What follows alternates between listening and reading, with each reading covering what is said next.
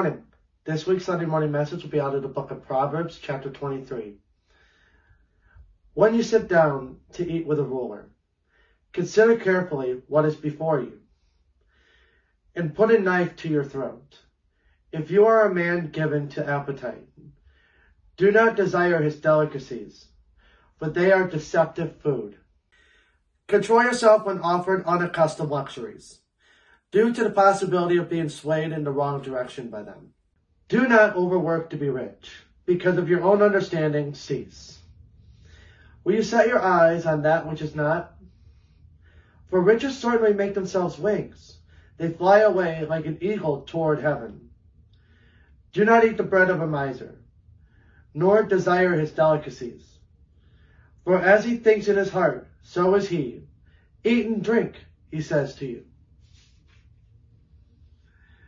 But his heart is not with you. The morsel you have eaten, you will vomit up, and waste your pleasant words. Do not speak in the hearing of a fool, for he will despise the wisdom of your words.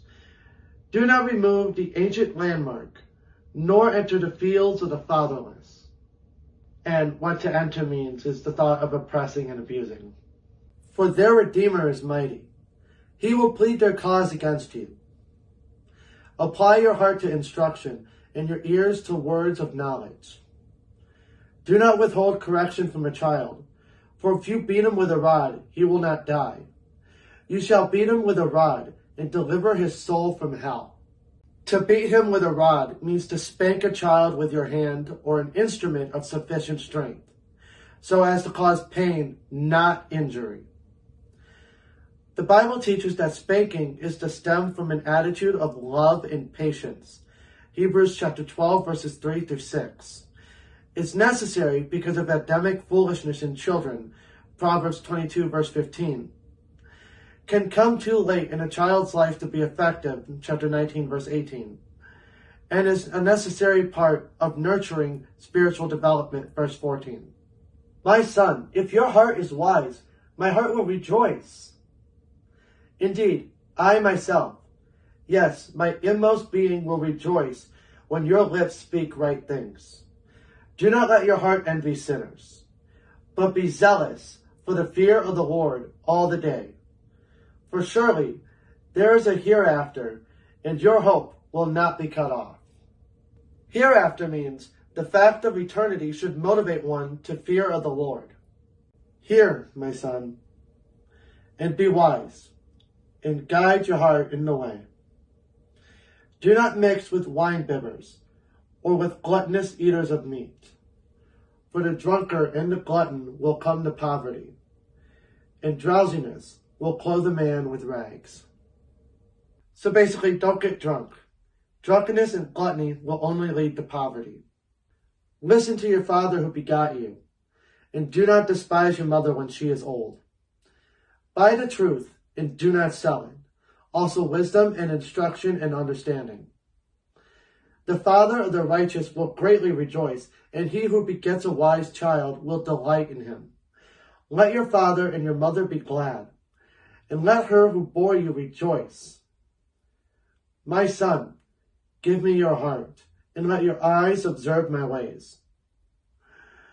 For a harlot is a deep pit, and a seductress is a narrow well.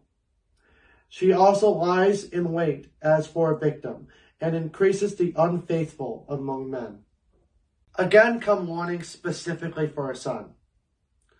He should be aware of envying sinners and consorting with drunkards, gluttons, and harlots. On the positive side, he should fear the Lord, give attention to his parents, value the truth, and gladden the family. Who has woe? Who has sorrow? Who has contentions? Who has complaints? Who has wounds without cause?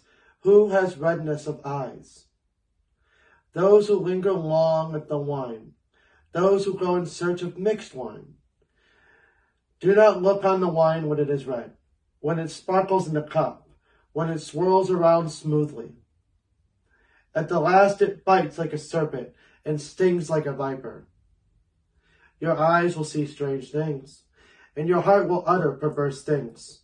Yes, You will be like one who lies down in the midst of the sea, or like one who lies at the top of the mast, saying, They have struck me, but I was not hurt. They have beaten me, but I did not feel it. When shall I awake, that I may seek another drink? Verses 29 to 35 end the chapter here with a brief essay against alcohol abuse. Wine is described as dangerous as a snake in verse 32, producing hallucinations in verse 33, bad language also in verse 33, and insensitivity in verses 34 to 35. Seek help immediately if you see these traits in yourself or someone you love. Thank you for watching. Next week we'll be continuing out of the book of Proverbs with chapter 24. God bless.